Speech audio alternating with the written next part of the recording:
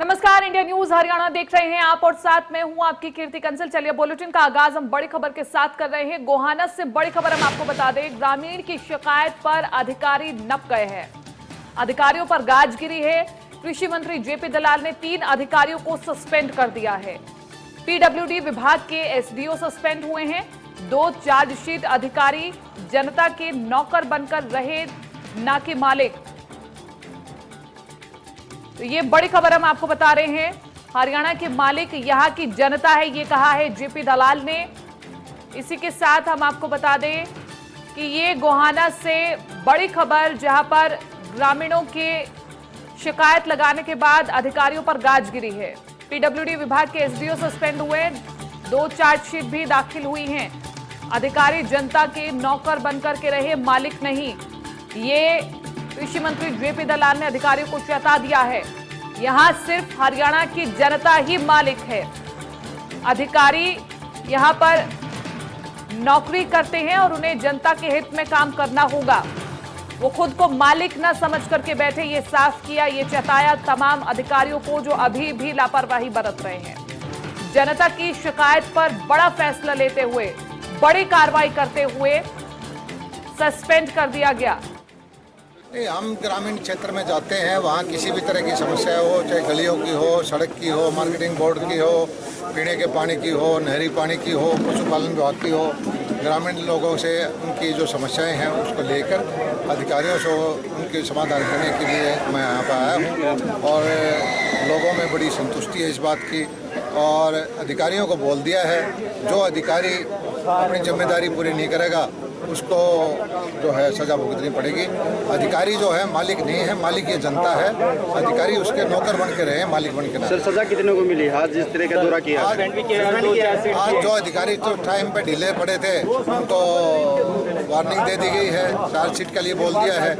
और मैंने एक अधिकारी को कहा था, पिछली मीटिंग में हाजिर नहीं था, उस आके उसने माफ़ी मांग ली है, तो विचार करेंगे उसको। इधर एक और अहम खबर हम आपको बता दें, वर्ष 2008 में सीधे इंस्पेक्टर पदों पर भर्ती हुए इंस्पेक्टर रैंक के पुलिस अधिकारियों को हाईकोर्ट का फैसला आ जाने के बाद डीएसपी बनाए जाने की दरकार है। हालांकि सरकार के गृह मंत्री अनिल विज ने इन इंस्पेक्टर रैंक के अधिकारियों को डीएसपी बनाए जाने की फाइल पर हस्ताक्षर भी कर दिए हैं, लेकिन अब इस मामले में इंस्पेक्टरों ने गृह मंत्री अनिल विज के निवास पर पहुंचकर विज से इंसाफ की मांग की है। हाईकोर्ट का फैसला आ जाने के बाद और खुद गृह मंत्री अनिल विज के हस्ताक्षर फाइल पर होने के बावजूद इंस्पेक्टर से डीएसपी ने बनाए जाने के मामले में रिपोर्ट अभी रुकी हुई है। जिस चीज पर मेरे हस्ताक्षर हो गए, मैं तो उसके स्टैंड लेता हूं, ठीक है ना जी।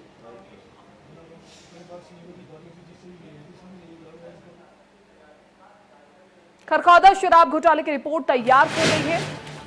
एसईटी ने गृह विभाग को रिपोर्ट सौंपी है। ये बड़ी और अहम खबर हम आप तक पहुंचा रहे हैं। एसईटी ने गृह विभाग को रिपोर्ट सौंपी है।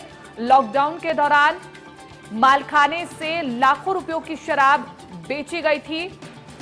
कई पुलिस वाले भी इसमें शामिल थे, जिसको लेकर के एसईटी गठित की गई थी, जो कि इस पूरे मामले की जांच कर रही थी। गृह विभाग को इसकी अब रिपोर्ट सौंप दी गई है।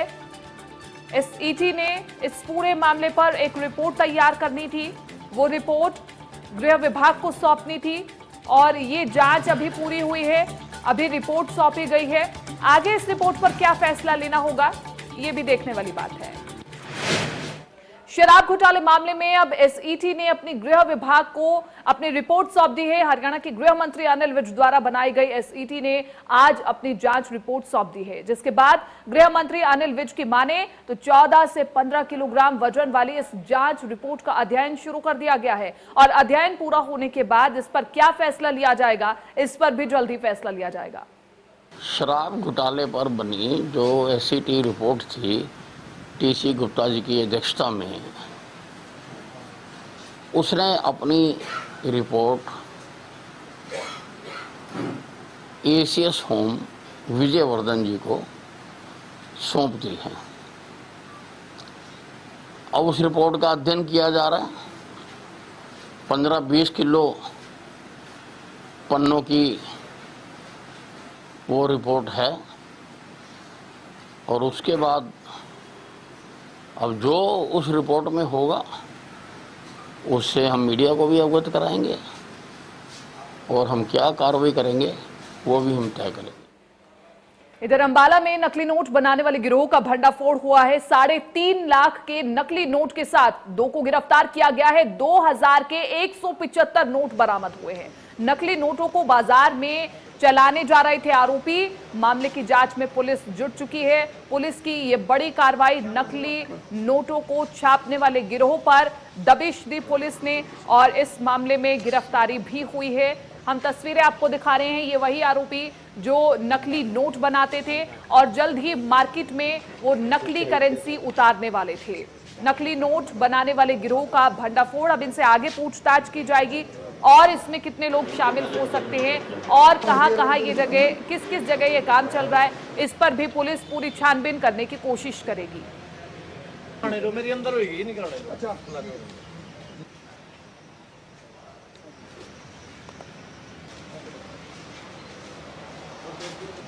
अंबाला से हम पूरी खबर आपको बता रहे हैं जहां पर नकली नोट बनाने वाले गिरोह का भंडाफोड़ हुआ है। इधर सोनीपत के सेक्टर 23 में 30 फुटा रोड पर अमन नाम के एक किराना की दुकान में रात को अज्ञात चोरों ने सेंध लगा दी। पहले चोरों ने शटर तोड़ करके दुकान के अंदर घुसने की कोशिश की और दुकान में रखा सामान और कैश चुरा ले गए।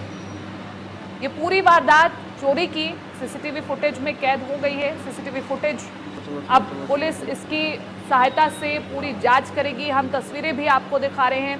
पहले तो 2 अज्ञात चोर बाइक पर सवार होकर के आते हैं और बाद में धीरे धीरे शटर को तोड़ करके एक चोर दुकान के अंदर घुसता है और दराज में रखा हजारों रुपए कैश और कुछ सामान लेकर के मौके से फरार हो जाते हैं। तस्वीरें आपके सामने। आप इस चोर की शातिराना हरकत को देखिए कि किस तरह से इसने इस पूरी चोरी की वारदात को अंजाम दिया है।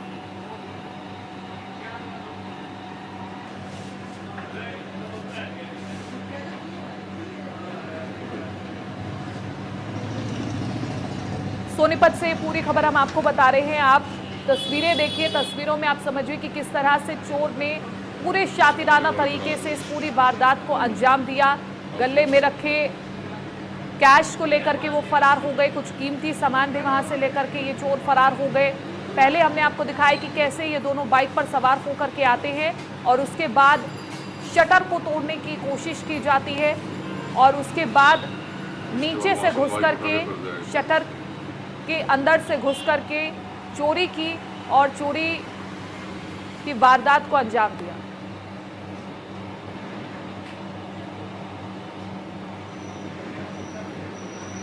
तो लगातार चोरों का आतंक जारी है। बड़ा सवाल ये कि आखिरकार कोरोना काल में जब पुलिस चप्पे चप्पे पर तैनात है तो किस तरह से ये चोर चोरी की वारदात को अंजाम देते हैं।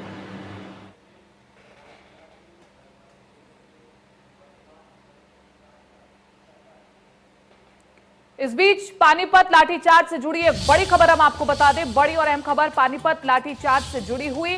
पानीपत में लाठीचार्ज की अभय चौटाला ने निंदा की है। सरकार जनता की बात सुनने की बजाय डंडे भांज रही है। आजाद मुल्क में सबको अपनी बात रखने का हक है। 3 बच्चों के डूबने के मामले में लोगों ने पानीपत के लघु सचिवालय के सामने रोड जाम किया था और पुलिस बल ने लोगों को खदेड़ा था। डंडे भी भांज रहे थे लोगों पर और वाटर कैनन के इस्तेमाल से लोगों को खदेड़ने की कोशिश की थी और उसी के ऊपर अभय चौटाला का बयान सामने आया है। उन्होंने कहा कि सरकार जनता की बात सुनने की बजाय उन्हें डंडों से मार रही है। आजाद मुल्क में सबको अपनी बात रखने का हक है। 3 बच्चों के डूबने के मामले में लोगों ने रोड जाम किया था। पिछले कल रोड जाम के दौरान पुलिस ने बल प्रयोग किया था। उसकी तस्वीरें भी हमने आपको सबसे पहले दिखाई थी। अब हम आपको दिखाते हैं कि अभय चौटाला ने इस पूरे मामले पर क्या कुछ कहा है।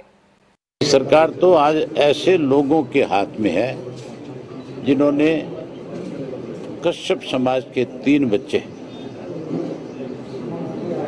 जो मर गए थे और कश्यप समाज के लोग जब उसके लिए न्याय मांग रहे थे उन बच्चों के लिए, उनकी बात सुनने के बजाय उनके ऊपर लाठीचार्ज किया। आज देश आज़ाद है। आज कोई गुलामी की जंजीरों में नहीं जकड़ा हुआ। आज कोई राजे महाराजाओं का राज नहीं है। हर आदमी की बात को सुनना सरकार की जिम्मेवारी है। ये किसी बात को सुनने की बजाय उसको डंडे के जोर से दबाना चाहते हैं। इसका नतीजा आप देखना जब बड़ौदा का उपचुनाव होगा, उस सरकार के खिलाफ लोगों में कितना बड़ा रोष होगा उस वक्त। और न केवल रोष होगा बल्कि वहाँ से इनकी जमानत जब्त होगी। और प्रदेश के अंदर मुझे लगता है कि आने वाले वक्त में हर वर्ग के लोग इस सरकार के गलत निर्णयों के खिलाफ सड़कों पे खड़े हो जाएंगे। विपक्ष तो इस पूरे मामले में लगातार सरकार पर निशाने साध रहा है, लेकिन इस बीच सत्ता पक्ष का क्या कहना है ये भी हम आपको दिखाते हैं। गृह मंत्री अनिल विज इस पूरे मामले में सख्त नजर आ रहे हैं। मैंने समाचार पत्र में आज सुबह पढ़ा था, उसी वक्त मैंने एसपी पानीपत को वायरलेस मैसेज करवाया था कि 12 बजे तक मुझे सारी घटना की, जिसमें 3 बच्चों की मृत्यु हुई है और लाठीचार्ज हुआ है, सारी रिपोर्ट मुझको भेजी। रिपोर्ट मुझको मिल गई है और मैंने एसपी करनाल को 2 दिन के अंदर इसकी गहराई से जांच करके रिपोर्ट देने को कहा है। जो जो दोषी होंगे सबके खिलाफ कार्रवाई करूंगा। और इस बीच सीधा चंडीगढ़ लिए चलते हैं, जहां पर बिजली मंत्री रणजीत चौटाला प्रेस कॉन्फ्रेंस कर रहे हैं। तो जब क्लास में विजिलेंटर घूमता है तो 30 बच्चे बैठते हैं, 40 बच्चे बैठते हैं, उसमें भी उसकी पैरों की खट से अंदाज़ा लेते हैं कि अब पीछे गया, अब घूम गया तो उसको फिर पेपर चढ़ जाता है, फिर खोल लेते हैं। ये देखता रहा, मैं भी करता रहूँ, आप भी, तो ये तो चलता है।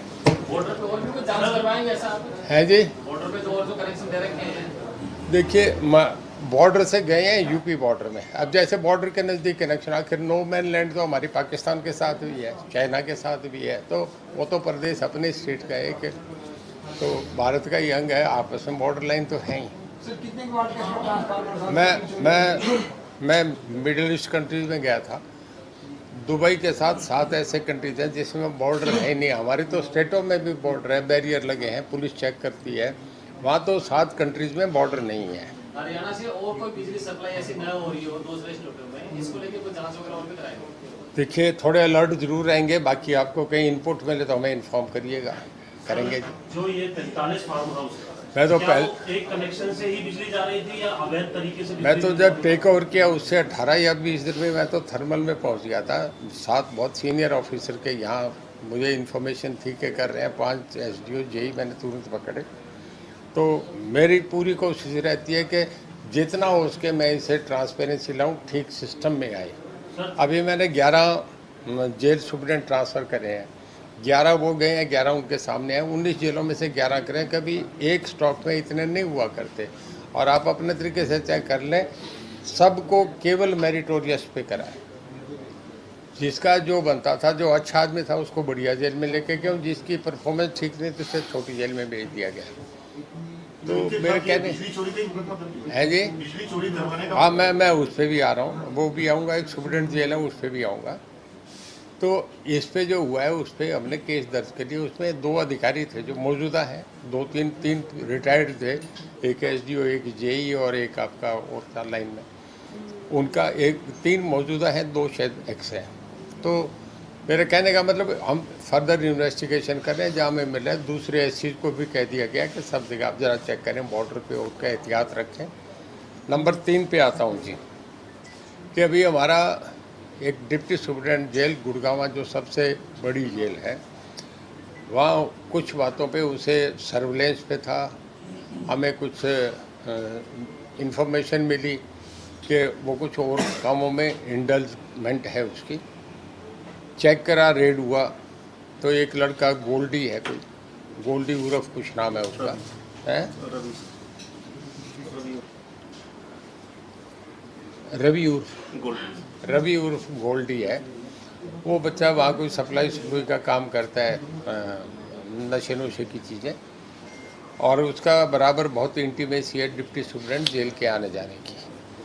हमारी फोर्सेस वहाँ लगी, इंटेलिजेंस एजेंसीज लगी थी, उसको रेड पकड़ा, सब चीज़ें हाथ में पकड़ के 11 सिम कार्ड पकड़े और उसके पास कोई 250 ग्राम वो था। अंदर भी उन्होंने एक आध जगह भेजा, उन्हें भी वहीं पकड़ लिए और उसके बाद उन पर तुरंत NDPS का मतलब एक ही रात में सब कार्रवाई होगी, सबको उठा के उन सबको जेल में कर दिए। अब जुडिशियल कस्टडी में है, आगे कोर्ट मैटर है कि क्या उन पर क्या हो, हमने तुरंत एक्शन कर दिया। तो ये 3 बातें थी जो करा है कुछ उसमें, उस पर आपको आप लोगों के साथ शेयर करने का था। और वो जो पावर वाले में हुआ था उस पर 1 करोड़ 4 लाख रुपए का हमने तुरंत जुर्माना कर दिया, चोरी वाला जो जिसके यहाँ थी उसके। बाकी 1 करोड़ 4 लाख 1 करोड़ 4 हर हाउस से इस पर जी नहीं, पहला जो जिसके घर हुआ है उसके, जिसके यहाँ से चोरी हुई जिनके हुआ वो दूसरे भी फार्म हाउस वाले। अब वो तो बेस्ट कैसे कर सकता है यूपी में वो सप्लाई तो वहीं हो रही है ना जी। अब उनके स्टेट में करेंगे नहीं करें, सब्जेक्ट टू स्टेट है, वो मामला तो आगे होता रहेगा। तो जिसको कनेक्शन देगा हाँ, जिसने कनेक्शन दिया उसी पे जाएगा ना जी। हम तो मीटर पे 1 करोड़ 4 लाख हम तो मीटर पे ही चार्ज करेंगे ना जी, मीटर पे ही करेंगे। अब गाड़ी कोई जा रही है, उसके कागज दिए तो गाड़ी को रोका जाएगा, उसमें सवारी को कौन पकड़ेगा, तो वो है। अब हमने कह लिया, अब आपने कोई क्वेश्चन पूछना हो पूछिए।